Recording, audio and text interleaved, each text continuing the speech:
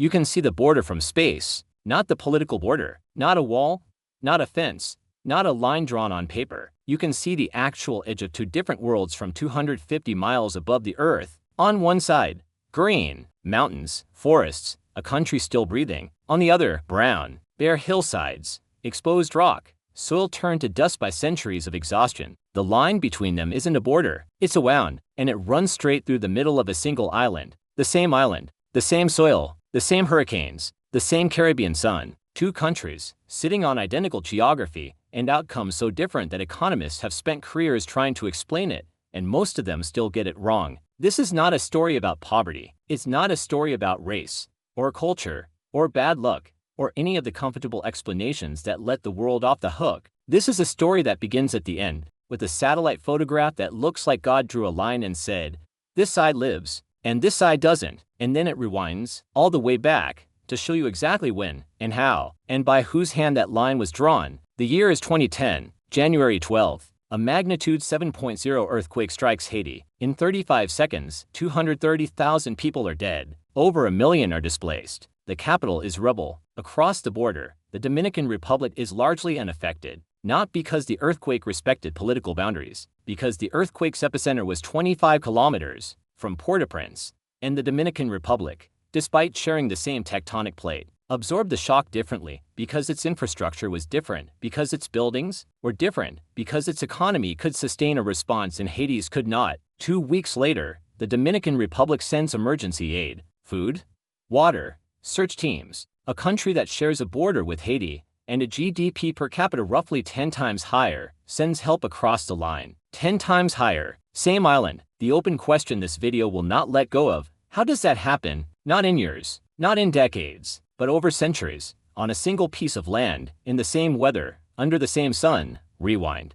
Go back to 1789, before the revolution, before independence, before the line on the map meant anything at all. At this moment, the western third of Hispaniola, the part that will become Haiti, is the most economically productive piece of land on Earth. Acre for acre, it is the wealthiest colony in the Western Hemisphere. The French have named it Saint-Domingue, and what they have built there is a machine so brutally efficient it makes the mind reel. This single colony, roughly the size of Belgium, is producing 40% of all the sugar consumed in Europe and 60% of all its coffee. More revenue for France than all 13 of Britain's North American colonies combined. The plantation owners of Saint-Domingue are, by the standards of 1789, among the richest human beings alive. The wines they drink, the silver on their tables, the sugar in every cup of tea poured in Versailles, it all comes from a strip of mountainous Caribbean land, tended by 500,000 enslaved Africans working under conditions so lethal that planters found it cheaper to import new people than to keep the ones they had alive. The mortality rate on Saint-Domingue's sugar plantations was 6 to 10% annually. Per year. The enslaved population could not replace itself through birth. It was being worked to death too fast, and the machine just kept importing more. Across the border, on the Spanish side of the island, the part that will become the Dominican Republic, almost none of this is happening. Santo Domingo is a backwater. The Spanish have largely neglected it. There are cattle ranches, some subsistence farming, a sleepy colonial port, no sugar boom, no industrial-scale plantation system, no mass importation of enslaved people at the rate of 40,000 per year. The Spanish side of the island is poor and quiet. Here is the first divergence, and it is written in the soil. The plantation system on the French side does not merely extract labor, it extracts the land itself. To grow sugar at scale, you clear forests, you plant cane from horizon to horizon, you work the soil until it has nothing left to give. Then you move to the next hillside and clear that too. The French are doing this at industrial speed across the mountainous terrain of western Hispaniola, terrain where the soil is thin, where the slopes are steep, where a tree removed is a root system gone, and a root system gone means the next heavy rain takes the topsoil with it into the sea. By the time of the revolution in 1791, western Hispaniola has already begun losing its forests at a rate that has no historical precedent in the Caribbean. The machine requires wood too, for the sugar mills, for the boiling houses, for the ships. The forest retreats. The hillsides begin to brown at their edges. The eastern side, the Spanish side, is still 75% forested. The cattle ranches don't require clear cutting. The absence of industrial plantation agriculture means the land has not yet been asked to give everything it has. The geography is identical. The treatment of the geography is not, and that difference made by human hands in the 18th century, will compound across the next 300 years with a logic as cold and mechanical as compound interest. Rewind further to 1625, to the beginning. Here is the geographic fact that almost nobody who covers this story mentions. The two halves of Hispaniola are not, actually, identical. They share a mountain range, the Cordillera Central, the tallest peaks in the entire Caribbean, reaching over 10,000 feet. These mountains run roughly through the center of the island, and they do something critical to the weather. The trade winds come from the northeast. They carry moisture across the Atlantic, hit the mountains of Hispaniola, and dump their rain on the windward side, the northeastern, Dominican side. The mountains wring the clouds dry. By the time those same winds cross the peaks and descend toward the Haitian west, they are warm and dry. This is called a rain shadow. The western side of the island, Haiti, receives significantly less reliable rainfall than the east. Some areas along the Haitian border receive barely 25 inches of rain per year. The Dominican Northeast can receive over 100. This is not a catastrophic difference. It is not a death sentence by itself. The western side of the island is mountainous and complex enough to catch its own weather systems, and in pre-colonial times it supported dense forest and abundant wildlife. But it is a difference, a fragility, a system that requires more careful management of water and soil, not less. The French, searching for the most productive land in the Caribbean, found the western side of Hispaniola and correctly identified its rich volcanic soils as ideal for sugar. They were right. In the short term, the soil was fertile, but it was also mountainous, and the slopes were steep, and the rainfall patterns were less forgiving than the east. It was land that could produce enormous wealth for a generation, and ruin for every generation after, if treated without care. They treated it without care. Now we reach the moment that most histories of Haiti failed to fully reckon with, the moment that turned a geographic challenge into a centuries-long catastrophe. January 1, 1804, Haiti declares independence, the first, and still the only, nation in history born from a successful slave revolt. It is an act of extraordinary courage and revolutionary audacity. Jean-Jacques Dessalines declares the country free, renames it from the French Saint-Domingue to the indigenous Taino name Haiti, meaning land of high mountains, and the world should, by any moral logic, celebrate. The world does not celebrate. The United States, under Thomas Jefferson, refuses to recognize Haiti. Jefferson, himself a slaveholder, fears that the example of a successful slave revolt will spread to the American South. He cuts off trade. He pursues international isolation of the new republic. France, meanwhile, demands payment. In 1825, the French King Charles X sends 14 warships to Haitian waters, 14 warships carrying more than 500 cannons, and he delivers an ultimatum. Haiti will pay France 150 million gold francs, 10 times what the United States had paid for the entire Louisiana territory, or France will consider itself at war. 150 million francs, to compensate French slaveholders for their lost property, the lost property being, in the language of the Code Noir, the enslaved human beings who had won their own freedom. Haiti had no choice. The warships were in the harbor, the president signed, and to pay the first installment, Haiti immediately borrowed 30 million francs from a consortium of French banks, at usurious interest rates, keeping 6 million francs as commission before Haiti ever saw a centime. The debt spiraled. By 1914, over 3/4 of Haiti's entire national budget was being drained to service this indemnity, and the loans taken out to pay it. The last payment was not made until 1947, 142 years after independence. A 2020 New York Times investigation found that the payments amounted to the modern equivalent of roughly $560 million. Had that money been retained and invested domestically, economists estimated it could have added more than $20 billion to Haiti's economy over time. $20 billion, compounding, over a century and a half, spent instead on paying slave owners for the crime of having been enslaved. The Dominican Republic paid no such debt, because it did not win its independence through a slave revolt, because its former colonial power was Spain, which simply withdrew, because no warships appeared in its harbor demanding payment for the audacity of freedom. Same island, to different prices for sovereignty.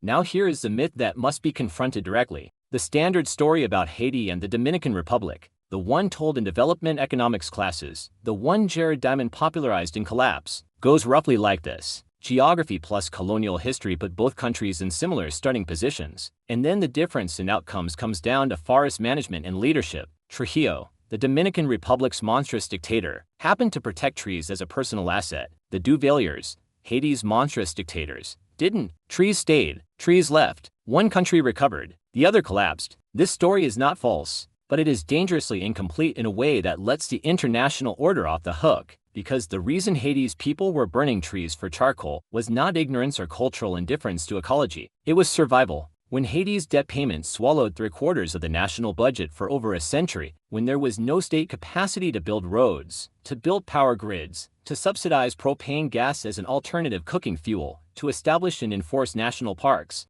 when the poorest people in the Western Hemisphere had nothing else to burn, they burned trees. The Dominican Republic, by contrast, could afford choices. Trujillo was a monster. He massacred somewhere between 10,000 and 30,000 Haitian migrant workers in a single 1937 pogrom, lining bodies against the Massacre River. And yet, even his monstrous regime had sufficient economic capacity to protect forests as a revenue-generating asset, to begin building hydroelectric infrastructure, and eventually to allow successors who could subsidize alternative energy. The trees are a symptom. The dead is the disease. Both countries deforested aggressively in the early 20th century. Both were stripped by logging companies, including American corporations operating in Haiti in the 1930s and 40s. The divergence was not that the Dominican Republic was environmentally virtuous, while Haiti was not. The divergence was that the Dominican Republic had the financial capacity to choose reforestation when the moment came, and Haiti did not, because Haiti's financial capacity had been systematically extracted for over 100 years. Rewind one more time, back past the debt, back past the revolution, back to the soil itself. The island of Hispaniola in 1492, when Columbus arrived, was densely forested from coast to coast. The Taino people had managed the land for centuries, burning selectively, leaving buffer zones, moving seasonally. The forest regulated the water cycle. Tree roots held the mountainous soil in place against Caribbean storms. The whole system was a kind of slow, living infrastructure that took thousands of years to build. Within a century of European contact, most of the Taino were dead, killed by disease, by enslavement, by the violence of colonization. The land management practices that kept the hillsides intact died with them. And then, on the western side, the French arrived with sugar, and the deforestation became industrial. What the plantation system destroyed was not merely forest cover, it destroyed the soil's relationship with water. In mountainous terrain, trees are not decoration, they are the mechanism by which rainwater is absorbed, filtered, and slowly released into the ground. Remove the trees from a steep hillside and the next heavy rain doesn't soak in. It runs off. It takes the topsoil with it. It floods the valleys. It silts up rivers. It dries the land between storms. Haiti today loses an estimated 15,000 acres of topsoil to erosion every single year. The rock beneath the hills is visible in places where soil 30 feet deep once sat. In some regions, the land has passed a threshold that ecologists call desertification. It can no longer support vegetation even if you wanted to plant it, because there is nothing left for roots to hold. The Dominican Republic has its problems, but its forests are at roughly 28% of land covered today. Haiti's are at less than 4%, with some estimates placing intact primary forest even lower. And when Hurricane Jean struck both sides of the island in 2004, it killed approximately 3,000 people in Haiti, mostly from mudslides and flooding on bare hillsides, and fewer than 20 in the Dominican Republic. Same storm, same island, same mountains, different relationship with the trees. Here is what to end a half-centuries of divergence looks like in 2026. The Dominican Republic is not a rich country by global standards. Its GDP per capita is around $9,000. Poverty is real. Corruption is real. It has problems it cannot solve easily and a history of violence it has not fully reckoned with. But Haiti's GDP per capita is around $1,500. Life expectancy is nearly 15 years shorter. Maternal mortality is 6 times higher. Less than 40% of the population has access to clean drinking water. Armed gangs control roughly 85% of the capital. The government, what remains of it, barely functions. These are not statistics. They are the texture of daily life for 12 million people on the western third of an island that, in 1789, was the wealthiest piece of land in the world. The soil that made that wealth possible is largely gone, washed into the Caribbean by centuries of rain on bare hillsides. The forests that would have held the soil are largely gone, burned for charcoal by people with no other way to cook their food. The wealth generated by the plantation system that stripped both forest and soil went to France, and when the people who generated it demanded their freedom, France charged them for the privilege and sent warships to make sure they paid. Here is what changed, and here is what didn't. What changed? The Dominican Republic, starting in the 1970s and accelerating through the 1980s, made a series of policy decisions that began reversing its own deforestation. It established 13 national parks. It subsidized propane gas as a cooking fuel alternative. It launched a reforestation program called Plan Quisqueya Verde. It built dams for hydroelectric power that made coal burning less necessary. The tree cover, which had fallen to 12% in the 1980s, recovered to 28%. Forests came back. What didn't change?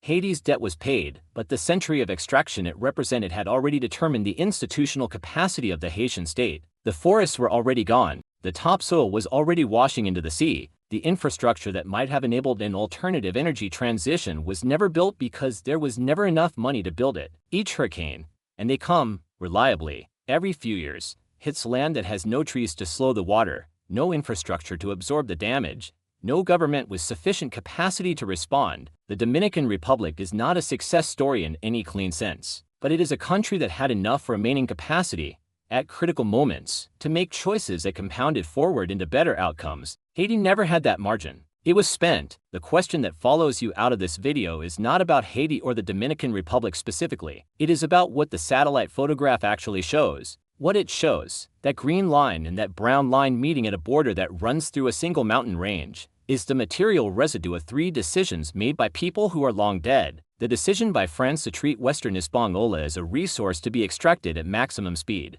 The decision by enlightenmentarian slaveholders to build their fortunes on a labor system that was also an ecological system, consuming both human beings and soil with equal efficiency. And the decision by France, in 1825, to demand repayment for the audacity of freedom, and by the international community to let it happen, to embargo, isolate, and punish the only country in history born from a successful slave revolt. The brown side of that line is not a natural feature. It is a policy outcome. It is what a landscape looks like after being asked to give everything it has, and then being asked to pay for the asking. The green side of that line is not evidence of superior culture or geography or governance. It is what happens when a country is allowed to keep enough of what it produces to make choices about its own future. There is a small detail at the end of this story that most people who visit Hispaniola never notice. The border itself, the actual physical line where Haiti ends and the Dominican Republic begins, is patrolled on the Dominican side with a level of rigor that has increased every year. Walls have been built, guards have been deployed. The Dominican Republic has, in the past decade, deported hundreds of thousands of Haitian migrants and their descendants, people born on Dominican soil,